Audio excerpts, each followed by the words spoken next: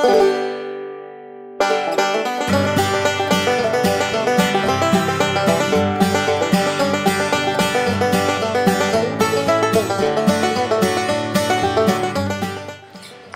are two main characters in Of Mice and Men, written by John Steinbeck. One's name is George. He is described as being of smaller frame and having petite and defined features. He is also the boss and voice of the pair. George took Lenny under his wing to protect him. This makes George take a big brother role. Even though he may yell, George loves Lenny more than everyone else in the entire world. The other one over there is named Lenny. He is of great build and muscle, great for a farmhand. However, his nature is incredibly soft and childlike, as well as loving. They both have a life goal that they want to achieve, which is a rabbit farm of all their own, rather than working on another person's farm. George uses the farm to motivate Lenny, even though he knows that the dream is unrealistic. Throughout the book, Steinbeck shows different types of discrimination. He showcases how society treats those who are different. Racism is explored by the character of Crooks. The character of Curly's wife shows sexism in action. And the last is discrimination against the mentally challenged, which is showcased through the character of Lenny. Steinbeck uses these characters' roles and interactions between each other to not only show different types of discrimination, but how these characters are affected by it. Curly's wife is a static character. Though she plays a minor role in the novel, Steinbeck uses her to portray one of the many types of discrimination in the novel, sexism. She's the only woman in the novel and is defined by her role as Curly's wife. George and Candy call her by other names, such as Jailbait or Tart. She wears too much makeup and dresses like a whore, with red fingernails and red shoes and ostrich feathers. Lenny is fascinated by her. He keeps repeating, "She is pretty." George, realizing Lenny's fascination, warns him to stay away from her. Curly's wife knows her beauty is her power, using it to flirt with the ranch hands, making her husband jealous. Steinbeck's initial portrayal of Curly's wife shows her to be a mean and seductive temperess. While she is alive, she is connected to Eve in the Garden of Eden. She brings evil into men's lives by tempting them in ways they cannot resist. Eventually, she brings about the end of the dream of Eden, the little farm where George and Lenny can live off the land.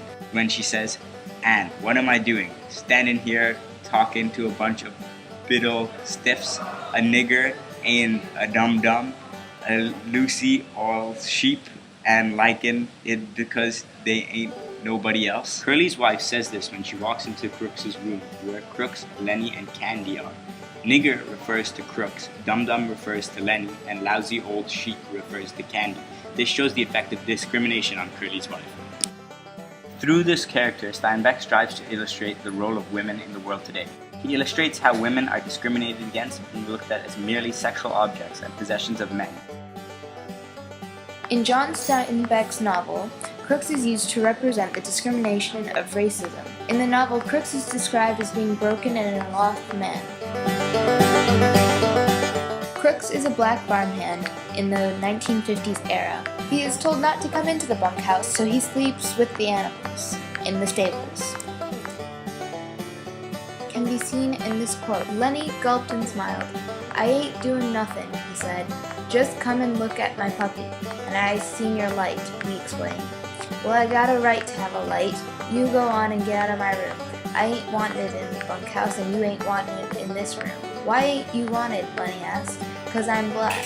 They play cards in there, but I can't play because I'm black. They say I stink. Well, I tell you, all of you stink to me." Steinbeck uses symbolism through Lenny as being innocent to the situation to show how damaged and unwelcoming Crooks is, and had become that way because of discrimination against him. The terms "got right" is also repeated because Crooks is protecting and making known the few rights that he does have as a person. This was still in the time frame that the United States was still in segregation. Crooks is against the outside world because for so long it has been aggressively against him. Discrimination has not only excluded him in physical ways, but also emotionally. Because Crooks is a black man, he has been excluded since birth, and this has made him build harsh walls towards anyone who attempts to come near.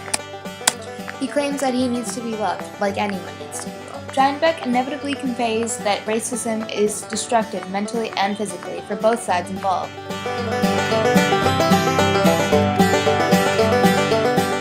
Lenny's shapeless even though he's a giant, and it's clear that he's got a mental disability. He's deeply devoted to George and dependent upon him for protection and guidance. His innocence proved that he's good and looks at things at a very different perspective. I'm gonna get him. I'm going for my shotgun. I'll kill the big son of a bitch myself. In this quote, Steinbeck shows how Lenny is seen as the bad guy. But in reality, it's really everyone else that pushes and mocks Lenny around. The characters in the book don't understand that he loves to pet soft and pretty animals as well as people who he really loves with the amount of strength he has, with a mouse or Curly's wife. As he pets them too hard, they end up dying. Lenny falls to follow the social norms instilled into society due to his mental disability. Steinbeck uses the farm in his novel to represent society and how it behaves towards the outcast, including Lenny. Through Of Mice and Men, the author questions what normal is, and if we can define it or understand it. The farm is to represent society as a whole and showcase its many dysfunctions and obvious struggles with the idea of normal and acceptance.